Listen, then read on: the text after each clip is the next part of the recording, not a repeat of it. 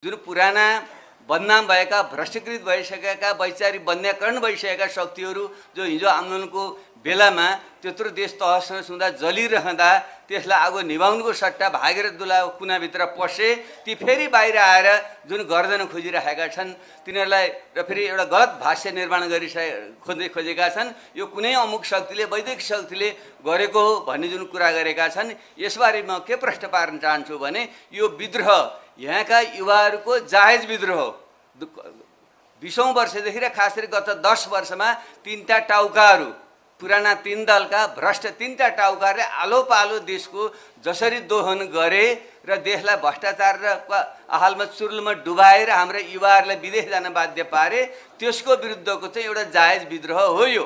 तर त्यो विद्रोह कहिले पनि नापितौले जस्तो चाहिँ हुँदैन हो। त्यो विद्रोहको बलमा 23 गते जसरी दमन गरियो पछि 24 गते चाहिँ हामीले प्रष्टै देख्यौँ। स्वतः नै जुन प्रतिगामी शक्तिहरू थिए देशभित्रका शक्तिहरू र बाहिरबाट पनि पानी धमिल्याएर माछा मार्ने शक्तिहरू थिए छन् सधैँ हुन्छन् तिनीहरूले पनि प्रवेश गरेको स्वतः नै बुझ्न चाहिँ सकिन्छ। त्यसैले त्यो सहायक कुरा हो।